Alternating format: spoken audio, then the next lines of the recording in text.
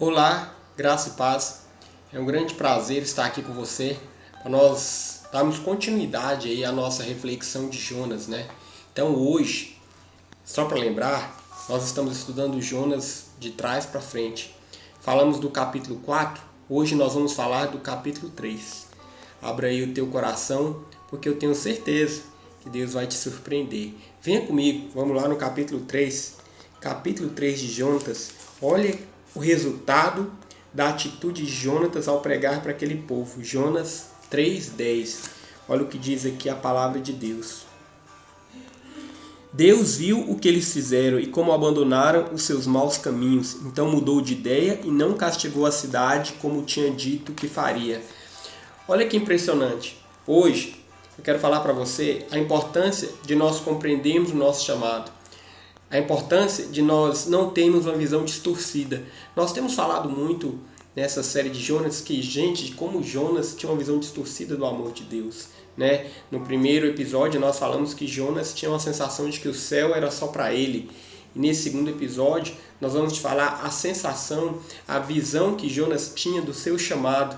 Porque quando nós temos uma visão distorcida do amor de Deus a respeito do nosso chamado, nós escondemos o nosso chamado, nós escondemos os nossos talentos, nós esquecemos e nós achamos que isso não vai ter consequência. Mas é claro que tem, porque olha o que diz a palavra, eles se arrependeram do mal. A palavra chegou até eles e eles se arrependeram. Então vamos analisar 3 pontos hoje. O primeiro ponto que eu quero analisar com você é que a obediência ao nosso chamado gera frutos. Que coisa gloriosa! Frutos são vidas que se voltarão para o Senhor. Sabe, a tua vida é reflexo de alguém que um dia respondeu ao chamado. Homens no passado que responderam ao chamado de Deus. Homens no passado derramaram o seu sangue. Homens no passado saíram de suas nações, dos seus países. Homens que se esforçaram para traduzir a Bíblia do latim para o alemão, depois para o inglês e depois para o português. Imagina se esses homens não tivessem se colocado à disposição do chamado de Deus para as suas vidas. Quer dizer, esses homens nos abençoaram séculos à frente. Nós somos abençoados pela vida de muitos desses homens. Que coisa impressionante. O segundo ponto que eu abordo com você e quero falar é que Jonas ele foi ali e pregou a palavra de Deus. O nosso chamado implica pregar a palavra de Deus. Não é a nossa palavra, não é a nossa opinião, não é a nossa experiência, não é aquilo que gostamos. Aí eu toco num ponto importante também, porque muitas vezes nós gostamos do nosso chamado até determinado ponto. Em outro ponto, onde nós temos que confrontar o pecado, onde nós temos que tratar assuntos sérios, nós não gostamos. Não pode. O chamado ele é pleno, ele é completo. O terceiro ponto que eu abordo com você é que em algum ponto da nossa caminhada cristã, nós teremos que decidir em que nível caminhar. Para responder ao chamado, você tem que crescer, você tem que aceitar os processos, você tem que compreender a graça, você tem que ter uma vida de integridade e você tem que responder positivamente ao chamado de Deus. Você tem que ser positivo nas suas respostas quando o Espírito Santo te chamar. Nós vamos ver aqui no rio de Ezequiel que o homem foi chamado para andar nas águas. Quer dizer, o Espírito Santo ele não vai te forçar a ir a níveis mais profundos, mas o convite estará ali sempre. Vamos destrinchar esses 3 pontos. Vamos lá. O primeiro ponto, que coisa gloriosa, e eu espero que você consiga observar. No primeiro ponto, quando Jonas atende e obedece ao seu chamado, e ele vai ali, prega para aquele povo de coração duro, aquele povo cheio de pecado, aquele povo obstinado, aquele povo que aparentemente não tinha conserto.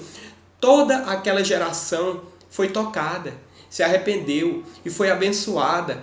Quero dizer para você, jovem, que Deus ele quer nos usar. Eu costumo dizer que Deus precisa de apenas um homem.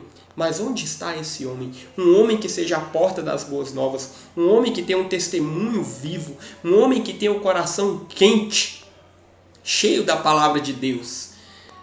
Certa vez uma senhora me fez um elogio e eu nunca esqueci o elogio dela. Eu sempre tive as mãos um pouco geladas, né? Deve ser pressão, alguma coisa assim. Ela falou, menino de mãos frias e coração quente. E aquele elogio eu guardei com muito carinho e eu fui entender aquele elogio talvez anos mais tarde. Jovem, você precisa ter o coração quente, quente pela palavra de Deus, quente pelo servir, quente por ouvir o Espírito Santo. Você tem que ter sensibilidade. Muitas das vezes nós somos completamente sem temperatura, uma coisa morna, né? Nós vamos para a igreja sem o coração, nós lemos a palavra sem interesse, nós fazemos tudo obrigado, e quando alguém nos cobra um pouquinho mais, nós meio que nos irritamos. Eu quero dizer que Jonas, quando ele vai lá e responde o chamado dele, o resultado foram vidas as quais Deus desfrutaria e desfruta por toda a eternidade. Responder ao teu chamado é maravilhoso, porque você beneficia não só a si. Eu falei no nosso primeiro episódio que o chamado é como um cobertor. Você abençoa pessoas, mas o teu chamado te abençoa. Mas fale disso um pouco mais. Falarei em momento oportuno. Mas responder ao chamado não é peso, pelo contrário, é bênção. Porque quando você responde ao teu chamado, jovem, você está mais perto de Deus, mantém o espírito voluntário. Lembre-se de Davi, que em tempo de guerra, ele não foi para a guerra, ele não quis responder ao chamado, então ele ficou desatento. Aí eu te dou uma chave: quando você não responde ao teu chamado, você fica desatento diante do mundo espiritual, e isso pode gerar uma consequente queda. Esse é assunto também para outra live, né? Vamos para o segundo ponto, que é muito importante, é o peso da espada de dois gumes. Márcio, o que Jonas pregou?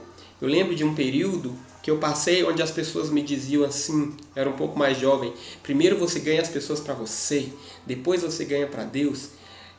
Isso tem uma certa, talvez, implicação, mas como que eu ganho as pessoas para mim? Eu te pergunto. Você tem que ganhar as pessoas pelo amor, pelo testemunho, pela palavra, pela vida de santidade, pela vida de integridade. Se isso fizer você perder as pessoas, fazer o quê?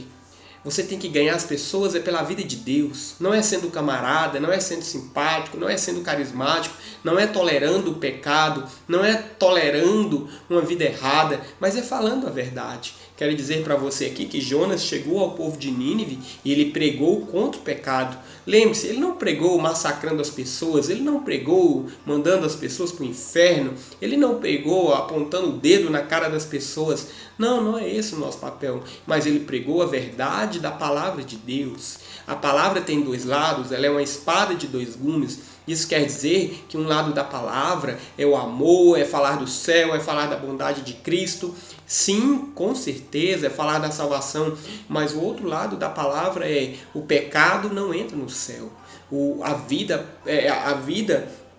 de pessoas que não querem andar na presença de Deus não entra no céu. A vida de jovens que não querem ter compromisso, eles não podem assumir os seus chamados. Então, Jonas, ele ganhou aquele povo, mas pelo impacto da palavra. Ele ganhou aquele povo, o povo se arrependeu e foi pelo impacto da palavra. E aí eu até acho curioso, quando você estuda o livro de Jonas, é que eu vou colocar um asterisco aqui, que o Espírito fala ao meu coração, o Espírito Santo fala comigo, que Jonas talvez não ganhou aquele povo para si, hein? Ele ganhou para o Senhor, mas você consegue ver Jonas nesse livro um certo antipático, um certo aborrecido, um certo resmungão. Eu não consigo ver Jonas ganhando as pessoas para si, eu consigo ver Jonas ganhando as pessoas para o Senhor. O povo se quebrantou pelo teor da palavra, mas você não consegue aqui entender que houve uma amizade entre Jonas e o povo. Muitas vezes, para falar a palavra, talvez não vai dar para você rolar aquela amizade que você gostaria com algumas pessoas, mas a palavra tem que ser dita, né? Às vezes você prega hoje, a pessoa até não gosta, mas mais anos à frente você descobre que aquilo ali gerou um fruto poderoso e aquela pessoa se voltou para o Senhor, né? É maravilhoso quando eu e minha esposa entramos, às vezes na internet, a gente vê um discípulo nosso na fé crescendo poderosamente na presença do Senhor. Eu te digo que talvez em determinado momento o confronto, a correção que fizemos não foi tão agradável para aquela pessoa, mas depois aquela sementinha cresceu e ali está um chamado. E ai, que alegria nós temos quando percebemos isso, né? Que alegria nós temos. E aí agora eu vou para o terceiro ponto, que é os níveis de Ezequiel. Olha o que diz a palavra de Deus em Ezequiel 47. Ezequiel 47 diz assim, versículo 6: Aí ele me disse: homem mortal, preste muita atenção em tudo isso Então o homem me levou de novo para a margem. Quando cheguei lá, vi que havia muitas árvores nos dois lados. Então ele me disse: esta água corre para o leste, desce ao rio Jordão e até o Mar Morto. Sabe, o que eu quero dizer para você é que esse episódio do rio de Ezequiel, ele começou com as águas nos tornozelos, joelhos, e ele chegou num ponto onde ele dependia completamente do nado. Ele entrou profundamente nas águas a ponto de ser dependente. Mas olha, quando ele saiu do outro lado da margem, havia vida.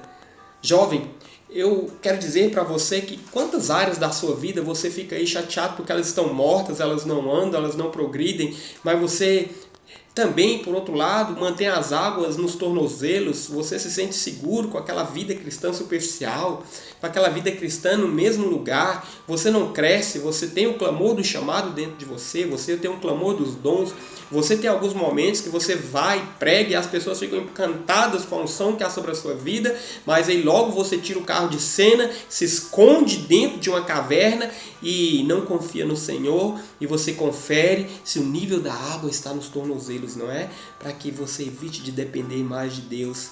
Não faça isso, porque se você fizer, pode ser que nunca se cumpra na tua vida o outro lado. O homem levou, ele chegou lá e havia muitas árvores nos dois lados.